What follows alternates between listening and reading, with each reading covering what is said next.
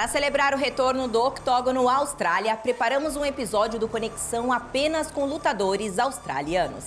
Vamos ver o que vem por aí. Jamie Malarkey detalha como um encontro crucial com Ross Pearson o levou a uma parceria vitoriosa. Jack Farr-Jenkins compartilha sua jornada desde o circuito australiano de MMA até os holofotes do Octógono. Mergulhamos na história bem-sucedida dos australianos no UFC. E o peso meio-médio Jack Della Maddalena relembra sua estreia sensacional.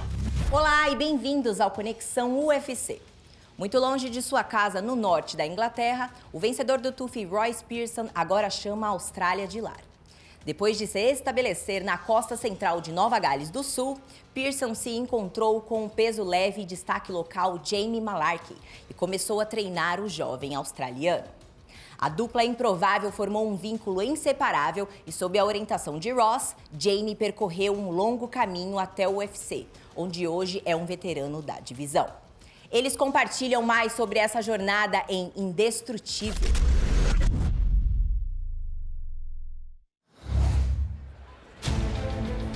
Jamie Malarkey has become a staple among the most exciting lightweights in the game. And of course, Malarkey coached by Ross Pearson, the winner of season 9 of The Ultimate Fighter. A great man for Jamie Malarkey to have in the corner and guide him through this career. I definitely wouldn't be where I am today without meeting Ross. Yeah, beautiful. I think myself in the UFC, that's his legacy sort of carrying on. We're still working, we're still climbing that ladder and can't wait to see where we go. I'm the first fighter to make it to the UFC from the Central Coast, so it's pretty cool. I got into fighting when I was 14 years old. I was always into sports. I was playing footy and I wanted to keep fit in the off-season. I never really was like a standout in sports, but when I found mixed martial arts, I was just pretty good at it. One day, I was watching The Ultimate Fighter. I was a big fan of Ross Pearson. I always liked his style, even his attitude that you could see, those small parts of his personality in the show. I want to hurt him. I want to hit him with everything I've got. When I was on The Ultimate Fighter, I just felt like I was the #1 guy. Ross Pearson! I would fight anyone. I just knew I was going to win. That was it. Ross, the real deal, Pearson has been in the UFC for quite a long time now and has fought some excellent fighters inside the octagon. I looked at Ross and I was like, man, I can do this. This is something that I really think I'm going to pursue. When I first turned pro, I was 19. I was just a young, hungry kid, man, like just wanted to get in there and fight anyone and everyone. It went really well for me for the most part of my pro career in the Australian scene. Jamie Malarkey! After Ultimate Fighter, I met my wife in Sydney. I did my camp in Alliance in San Diego, and she came out with us. And it wasn't until we had kids that we decided to move to Australia. I decided to open a gym here on the coast to keep me involved after my career in the sport. I wanted to be involved in the fighting. I'm not a gym owner for like CrossFit guys and keep fit guys. I want the meanest, toughest guys we can find. At the time, I fought under Magnus Martial Arts for a bit over 10 years. Noah Magnus was my main coach. We fought in tournaments around the world, travelled overseas together, and then he moved up north a couple of hours away. So now I didn't have a coach. I walked into the gym and just saw Ross Pearson, and I was like, whoa, what the f***? That's Ross Pearson. I was just so keen to train with him. When I first met Jamie, Jamie was in like a pivotal point in his young career. I could give him the things that he didn't have. I could take him to the next level. That was the biggest thing his old coach couldn't do to what I could. I went 9-0. I thought I was invincible. I was just young and just couldn't be stopped in my head, you know.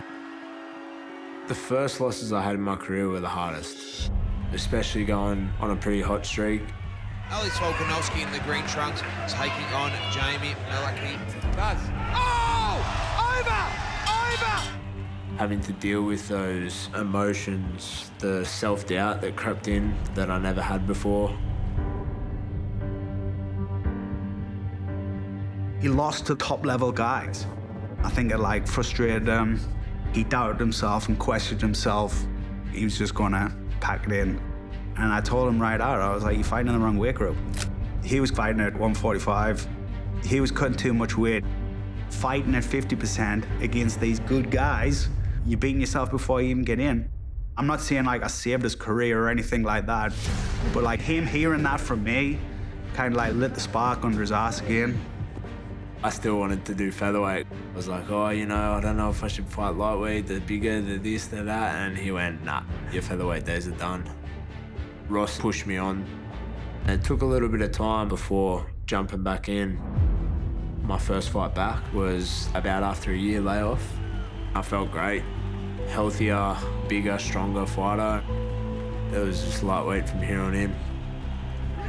Once you get back in that win column, it's just a massive relief, you know, and it sort of proves that it really does make you stronger and you learn more from your losses than any of your wins. It makes you a better fighter, better man, better everything.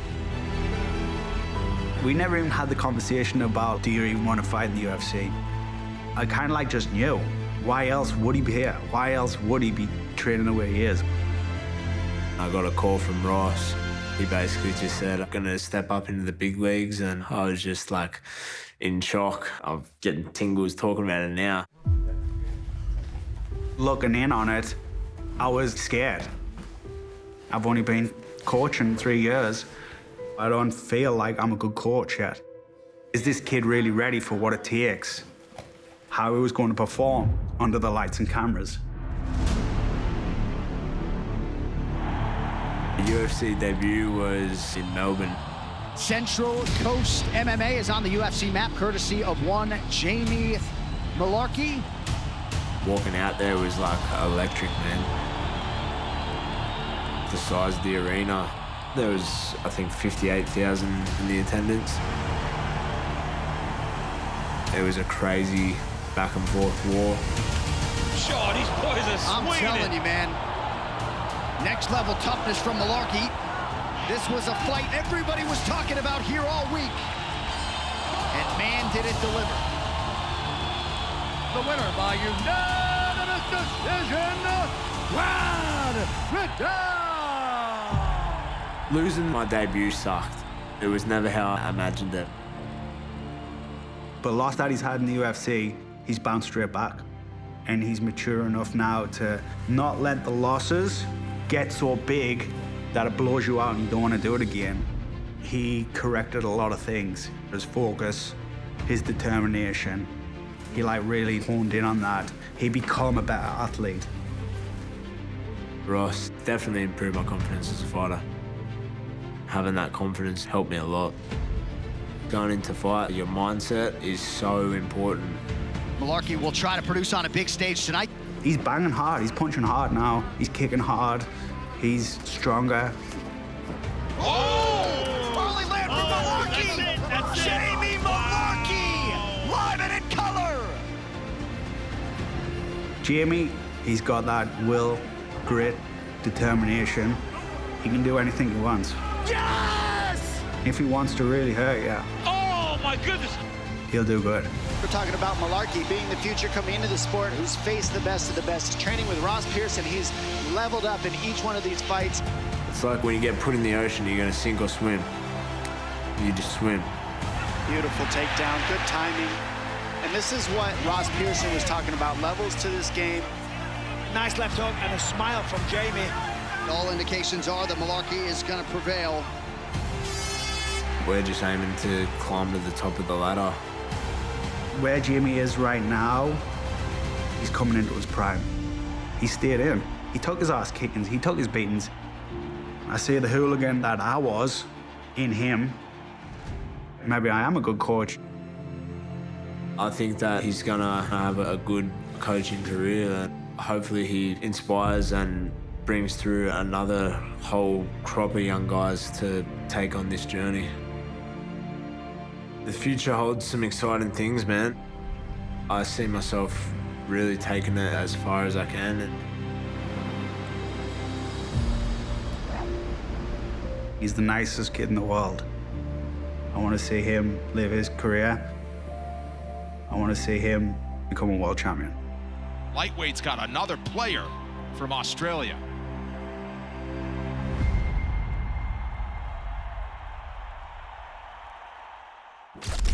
Jack Jenkins é a mais recente promessa australiana de muitas chegando ao UFC. O peso-pena de Vitória chegou arrebentando no circuito regional antes de ter sua oportunidade no Dana White's Contender Series. Apesar de ganhar um contrato, Dana foi crítico em relação ao seu desempenho. Mas após várias performances impressionantes no UFC, Jack confirmou que é uma grande promessa com um futuro brilhante pela frente. Conhecemos mais a respeito do homem que chamam de Far Jack nesta edição de Foco de Lutador.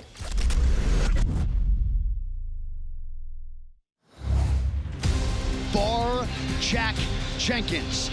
A lot of the MMA masses are excited to see this man compete. My fighting style would be high pace. His calling card is absolutely his calf kick. And there's that punishing leg kick. High IQ. This kid can get it done absolutely anywhere. And high violence. Ooh. From the first moment that I decided that I was going to fight, I wanted to be the champion in the UFC.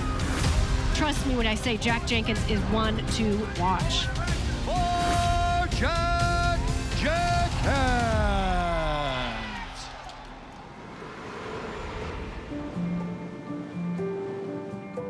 I grew up in a little town called Bacchus Marsh.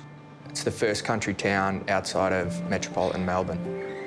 I grew up as the youngest of three brothers, so we spent most evenings either wrestling or fighting in some capacity. My older brother Ben was a kickboxer. When I was about 13, he had enough of me mouthing off about wanting to come up to the gym, and he eventually took me up there, and I fell in love with it from the first time I walked in the door. I grew up traditional Muay Thai kickboxing. With any sport, some people just have natural gifts and natural abilities, and one of my natural abilities was from the first moment I got shown how to throw a leg kick, something just clicked and I just knew how to do it. I've worked on the timing and stuff to build it into the weapon it is now, but I've always had a bit of natural ability and could generate a lot of power there. I'd been kickboxing since I was 13, but I always wanted to train MMA and I always wanted to get to the UFC. When I was 15 and 16, I started training with guys like Jake Matthews and Jimmy Crute and Volk. I turned pro straight away. I never had an amateur career. When I first started, I sort of burst onto the scene and I had 3 fights for 3 finishes. People started to take notice after those first 3 fights. Jack landing big shots of his own. Diego backs up. Diego tapped and Jack Jenkins, our new eternal featherweight champion. Featherweight belt on the line. It's Jenkins, who has UFC ambitions, up against Jesse Medina. See how Jesse's checking those legs instead of turning his foot out. He's in big trouble here, Medina, with that leg. No, and Jenkins knows it. This is it. He's going in for the kill here. This fight's over. No, that's it. It's all over. People keep giving me the leg, and if you keep giving it to me, I'm going to keep breaking it. Oh, that calf kick. That calf kick is done. Oh, he ended it. Look, I'm 3 fights for 3 broken legs. I hit you with that kick, you're going down. It's just how it is. It's my time. You know, I want that UFC shot. I got my call to go on Dana White's Contender Series. Jack Jenkins trying to join the exclusive group that has earned their way to the UFC off of Dana White's Contender Series. When it finally came, it was that much more worth it because I'd had to do the work on the local scene to get there. We go. We knew he was a brawler and he dragged people into brawls, so our game plan was just to stick away from the brawl. Oh, Linares charging forward, walks right into a takedown.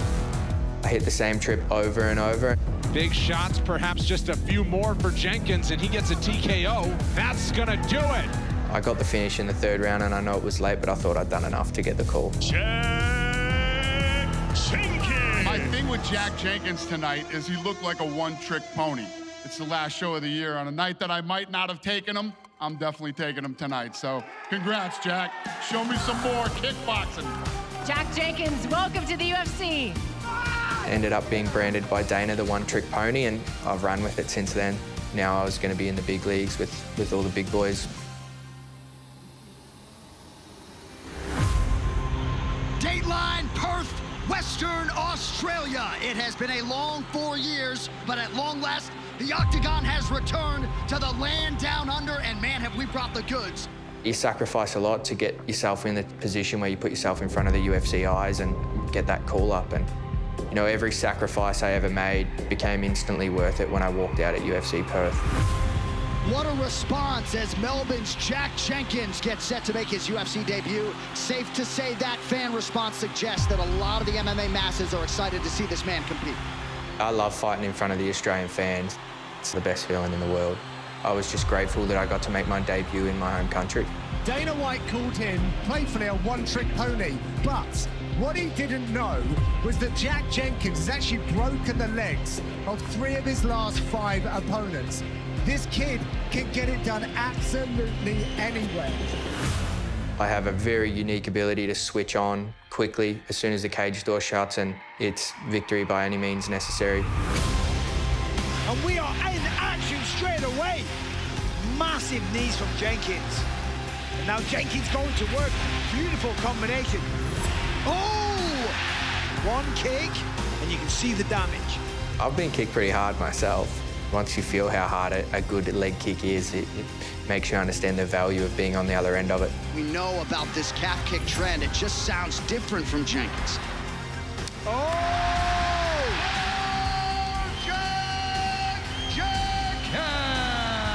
Hey, not bad for a one-trick pony. Let's go.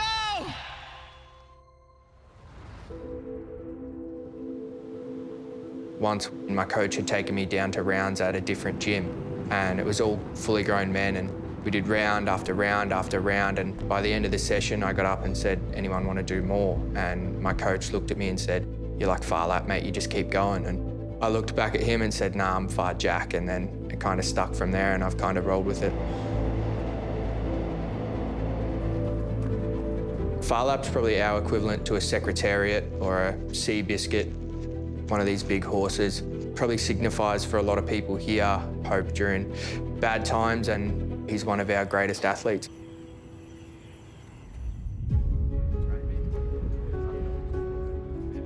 "99% of my available brain power goes to fighting, so with that other 1%, you look for any outlet you can get, and for me, I love horse racing.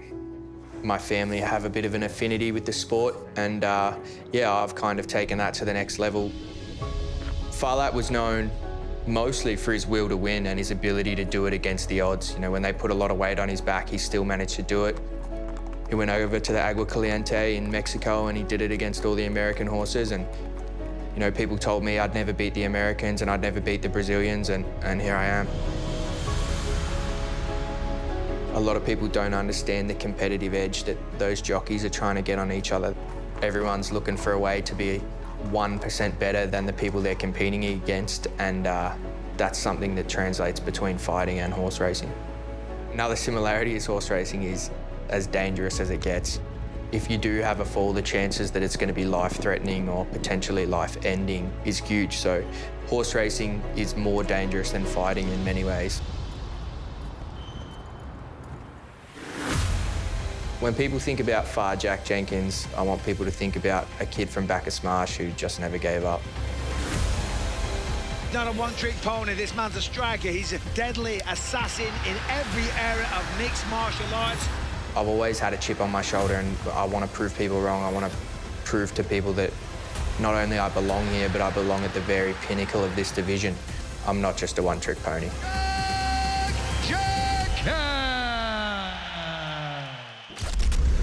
Em 2001, Elvis Sinosic fez história como o primeiro australiano a competir no UFC, dando origem a uma nova geração de lutadores. Desde então, atletas de seu país chegaram ao topo da organização, com uma onda de jovens competidores, eventos que quebraram recordes e campeões respeitados como Robert Whittaker e Alex Volkanovski. Conversamos com alguns desses guerreiros para discutir o imenso impacto dos australianos que competem no UFC. Tudo isso em Ponto Certo.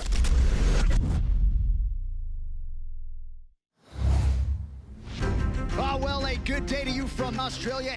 The UFC returning to the land down under. The impact Australian fighters have had on the UFC is pretty significant. They say it's the fastest growing sport in Australia. You definitely see that. 10 years ago to now, it just evolved so much, it's getting huge. With the growth of UFC and mixed martial arts, it was only natural for Australia to follow and to start producing some of the highest caliber of athletes the world has ever seen. We've always had really exciting fighters and fighters that just go to war. Whoa! Oh, he rocked him. I don't know what it is, but we just love a good scrap. Absolute warrior. The Aussies love this type of stuff, right? They love the combat sports. They love contact.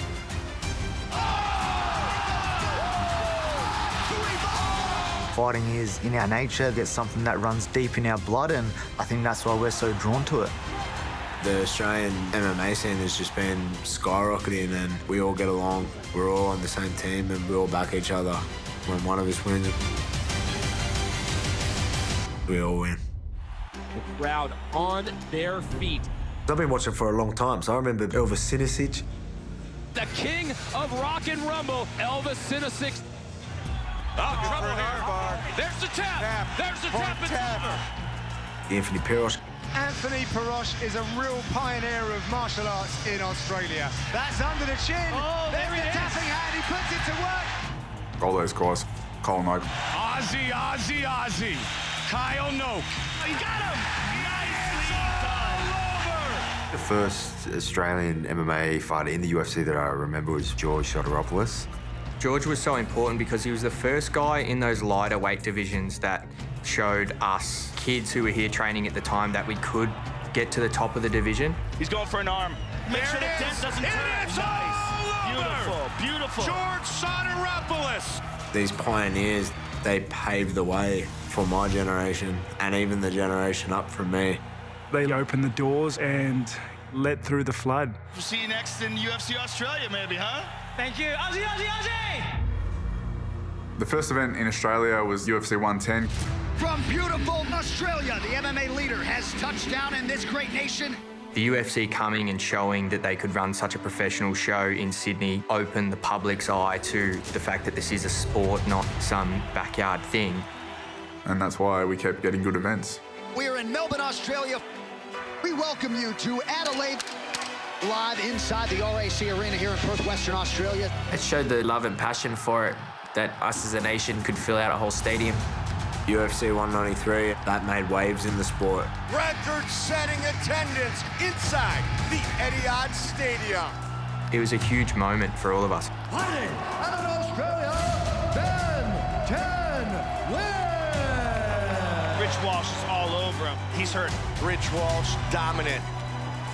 What a finish for Daniel Kelly. Kyle Nope, he defeats Peter Sabata. Completely dominant from Matthews. Mark Hunt and Bigfoot, that fight was unreal. Oh, he tagged him. Trying to finish it. It's all over. Mark Hunt by knockout. And then there was Holly Holm versus Ronda Rousey. Here we go. I remember watching Holly land that head kick. Holly looking to finish out. The whole stadium erupted. Holly Holm shocks the world in front of a record-setting crowd. Australian events are different because of the crowd, the atmosphere. We've got a different kind of culture over here. It's always fun, put it that way. The Australian fans are lunatics. You go to other cities and they're not there till like the main cards. Australians are there from the very first fight. When it is an Australian event, they get behind their own like no other. You can hear the crowd during the fights, they're just electric. There is an energy that they put out that you cannot describe. It's an honour to fight in front of Aussie fans as an Australian.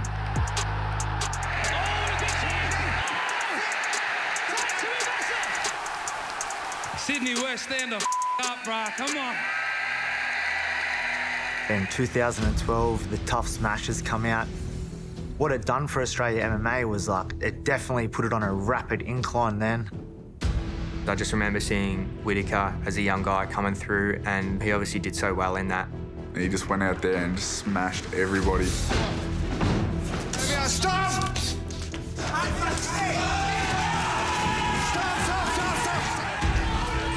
The impact of that show was huge because once I got into the UFC, I'd like to think that I had a bit of a hand in promoting the sport quite thoroughly in Australia. A lot of promise for this kid. We may have a contender here, Robert Whittaker. When he started beating those top 10 guys, yeah, it was pretty obvious that he was going to be champion. Robert Whittaker with a head kick! Whittaker has knocked out Derek Brunson in the first round! Rob's fights against Yoel, obviously, crazy. A closely contested championship fight. Oh, big elbows! Australia has a UFC champion. His name is Robert Whittaker. To have an Australian fighter get the world title, it's so big. For me, it definitely gave me even more hope than I already had. It wasn't too long after that before I was able to do it. Alexander Volkanovski trying to win a UFC title tonight. No! Now we have Volk, the current champion, the featherweight division. The way Volk represents Australian MMA is just incredible. And he goes out there and performs. Oh my goodness! Oh! Every time he fights, I turn into a fan. He paved the way. Not only can you become a champion, but you can become the very best in the sport and dominate. And still! It's crazy to think that we have the #1 pound-for-pound fighter in the world in Australia. Surely this is the golden era of Aussie MMA. I think it's only going to get better. And I feel like this is the wave that takes over the whole sport. The guys like me and Jimmy and all that are coming through, we're standing on the shoulders of giants, of people who have come before us and kind of laid the path. Now we can really try and emulate that example that they've set. It's an honour and it's a responsibility to represent Australia. It's such a great country with great people, and to wear that flag is a pretty special feeling. We've shown you we've got champions, we've got contenders, and it's just going to keep going. Great to be down under. Love this country.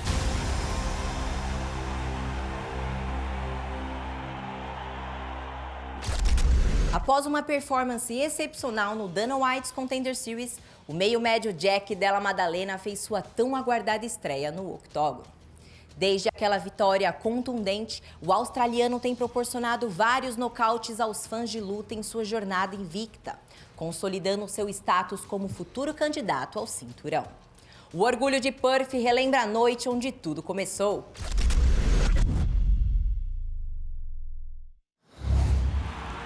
Jack Della Maddalena packed on the frequent flyer miles to chase this UFC dream from down under to Vegas and now Anaheim. I asked him, when did you start taking this thing seriously? He goes, in this Contender Series fight. When I started the sport, I definitely thought the cool way to get signed is basically got onto Dana White Contender Series. Jack Della Maddalena on a 9-fight win streak. Could you imagine if that 10th win came in the Contender? Pretty simple formula, was go out there and perform and win, and the contract would be mine. Put me in a fight with anyone, I'm going to turn it into a fight and give it my all. He's not afraid to take a punch. He's not afraid to deliver a punch. He's right at home in this UFC octagon. It is important to go out there and set your place, let everyone know what's up, and I was going to go out there and take someone out. Very tight, accurate combinations from Della Maddalena. Here we go. Oh my goodness. Now he's landing some big shots. Nice. Fight needs a finish. When Dana's on his feet, good things are coming. Your winner by unanimous decision, Jack Della Maddalena. Jack didn't just show us a little bit of everything, he showed us a lot of everything. I expect big things from this kid. He wasn't wrong. Get over here, Jack. Jack Della Maddalena, get over here. When he read my name out, it was surreal, and it was just felt like some accomplishment. Jack Della Maddalena, congratulations. That was absolutely sensational. My UFC debut was UFC 270 in Anaheim. UFC 270 from the great state of California. To be on such a big card in a cool place like Anaheim was really nice. Honestly, when we got to the event, it just felt like a normal show. I felt at home, I felt like I belonged in there. Obviously, yeah, nerves are going, but I just tried to control those. So here's the highly touted 25-year-old out of Perth in Western Australia. A lot of people think this might be the guy to take the torch and be the next big star in Australia. There was a lot of people. It was incredible just going out there, seeing everything that I usually would watch on TV. Being there in person was insane. So I fought Pete Rodriguez. Pete Dead Game Rodriguez, 4-0, longest pro fight, 2 minutes and 21 seconds. Just looking at his style, I knew I was going to beat him. I thought I was better than him pretty much everywhere. It's just a matter of going out there and doing it when the pressure is on. The nerves had left, and I just looked at him and thought, yeah, this is a bad day to be Pete Rodriguez. We're not there to be friends or touch gloves, so I just told him I'm not touching gloves, so don't come at me. It looked like Della Maddalena was saying, no, we're not going to touch gloves. You don't need that. I'll shake your hand after.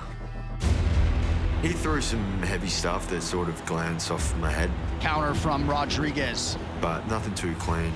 He was just throwing big, heavy right hands. Wasn't really mixing it up, and I think I established the jab early, and I busted his nose up. Stung him a little bit with that jab. The right jab. I was just waiting for the big right hand to come. It was just a matter of time before he'd overcommit to a shot. And as soon as he committed, I thought, yeah, that's it. Just slid out the way and just landed the left, and he stumbled back. Oh my goodness. He went down.